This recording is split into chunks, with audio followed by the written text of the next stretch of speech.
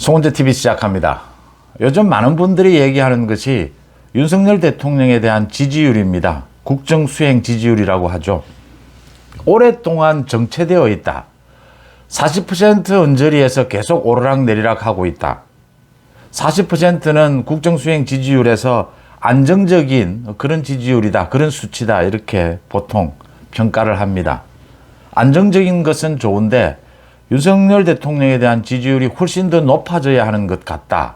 높아져야 한다. 또 높아질 것으로 보이는데 실제 그렇지가 않다. 왜 그럴까? 이런 이야기들이 많이 나옵니다. 법치를 내세워서 대표적으로 이재명에 대해서 사법 처리를 하는 부분, 그 다음 국민의힘에서는 전당대회도 열리고 있고 윤석열 정부는, 윤석열 대통령은 연일 불법 노조 또는 민생 챙기기 이런 부분에 있어서 상당한 성과를 내고 있는데도 지지율이 40%에서 계속 지금 몇 개월째 오르락내리락 하고 있다. 왜 50%를 넘어서지 못하느냐? 대통령에 대한 지지율은 윤석열 대통령 본인에 대한 지지율도 있지만 그 질문 자체가 그렇습니다. 대통령의 국정 수행을 지지하느냐?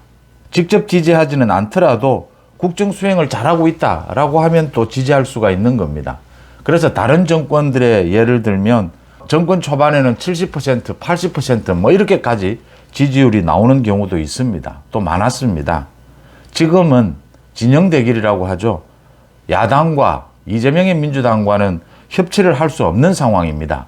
그래서 많은 중도층 또는 뭐 민주당 쪽의 지지자들의 그런 지지율까지를 국정수행 지지율로 끌어들일 수 없는 한계가 있긴 합니다. 그럼에도 불구하고 윤석열 정부가 굉장히 안정적으로 최근 들어서 많은 성과를 내고 있는데도 지지율이 낮은 이유는 무엇일까? 장관들 이야기를 많이 합니다. 윤석열 대통령이 정권 초반에 가장 강조한 것이 대통령이 뒤로 묻혀도 좋으니까 스타 장관들이 많이 나와야 한다. 이게 윤석열 대통령이 멀리 내다본 것이었습니다. 국회 권력을 장악하고 있는 민주당과 협치가 도저히 불가능한 상황인 만큼 국민들을 상대로 국민들과 직접 정책을 이야기하고 정책을 추진해야 한다. 물론 당연히 가장 대통령이 앞장서야겠지만 장관들이 모두 스타 장관이 돼서 나서줘야 한다. 국민들과 직접 소통할 수가 있다라는 게 윤석열 대통령의 바람이었고 국정 운영의 방향이었습니다. 지금 장관들이 대통령의 이 국정 수행 방향에 대해서 얼마만큼 호응하고 있느냐? 좌동훈, 우희룡 이야기는 합니다. 한동훈과 원희룡이 좌동훈, 우희룡 잘하고 있다. 국토부 장관과 법무부 장관은 잘하고 있다라고 하는 이야기가 계속 나오고 있습니다.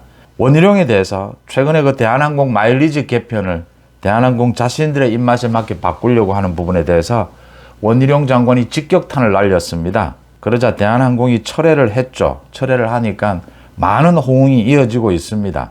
뭐 네이버 여행 카페 등에서 원희룡 장관 잘한다. 뭐 이것뿐만이 아닙니다. 원희룡 장관은 민노총 불법 파업과 관련해서 원희룡 장관이 가장 일선에 앞장을 섰고 또 성과를 올렸습니다. 연일 건설 현장의 노조 불법에 대해서 이런 뿌리 뽑겠다. 연일 원희룡 장관이 앞장서서 스타 장관이 되고 있죠. 뭐 원희룡은 장관직 이전에도 정치를 오래 했기 때문에 또 대선 후보로도 나섰기 때문에 이미 많은 사람들에게 알려져 있지만 국토교통부 장관직을 잘 수행하고 있다라고 하는 부분이 부각이 되고 있습니다.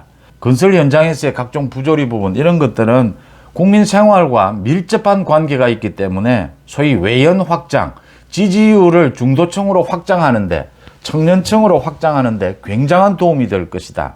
이렇게 평가가 되는 대목입니다. 그 다음 뭐 말씀드리지 않아도 한동훈은 연일 이재명에 맞서서 그러니까 이재명은 야당 대표라는 것을 그 지위를 이용해서 매일같이 기자회견을 하면서 선전선동을 하고 있습니다. 이재명을 수사하고 있는 검찰은 이재명에 대한 수사 과정에서 중요한 부분만 언론에 공개를 하고 있을 뿐입니다. 거기에서 한동훈 법무부 장관이 법무부 장관은 언제나 정치권의 수사에 대한 이 외풍을 막아줘야 될 그게 법무부 장관의 의무입니다. 그런 차원에서 국민들에게 이재명의 정치적 선전선동, 이재명의 비리의 핵심이 뭔가를 잘 설명하고 이재명에게 맞받아치고 있다. 그래서 한동훈과 원희룡은 스타 장관으로 이미 자리를 굳혔다라고 하는 겁니다.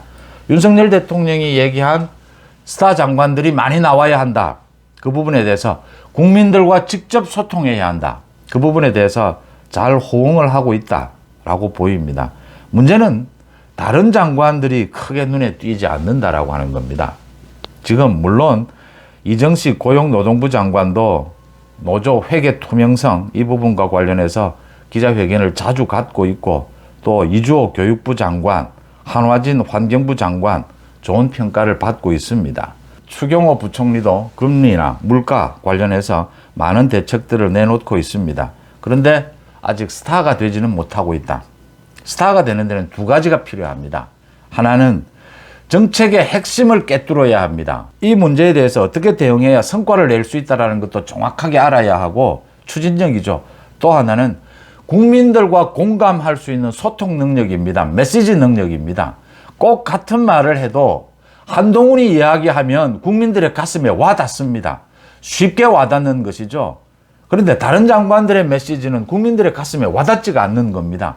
지금 민생 문제에 있어서 윤석열 대통령이 연일 은행권의 금리를 낮춰라, 통신료를 낮춰라, 우리 민생과 직결되는 부분에 있어서 윤석열 대통령이 매일같이 메시지를 내고 있습니다. 불법 노조 마찬가지입니다. 모든 부분들에 대해서 윤석열 대통령이 가장 앞장서고 있는데 장관들이 이걸 받쳐줘야 한다라고 하는 겁니다. 그래서 지금 좌동훈, 우희룡, 한동훈, 원희룡 외에는 아직 뚜렷한 스타 장관들이 나오지 않고 있다. 전당대회가 끝나고 나면 내각 개편이 필요할 것이 아니냐라는 얘기들이 나오고 있습니다. 또 필요한 부분들이 있습니다. 성과를 내지 못했고 윤석열 대통령과 국정 수행에 대해서 이 호흡이 잘 맞지 않는 사람은 교체를 해주는 것이 맞다. 이런 얘기들이 나오고 있습니다. 일부 장관 교체도 필요합니다. 또 더 중요한 것은 한동훈, 원희룡 외에 추경호를 비롯해서 지금 이주호 교육부 장관 해야 할 일들이 많다. 스타 장관이 되어야 한다. 권영세 통일부 장관도 마찬가지고 지금 탄핵을 받아서 업무가 정지되어 있는 이상민의 경우에는 탄핵이 아마 빠른 시일 내에 진행이 될 것으로 이렇게 예상이 됩니다. 이상민 장관에 대한 탄핵이 기각되고 나면 이상민 장관도 좀 날개를 펼 수 있을 것이다.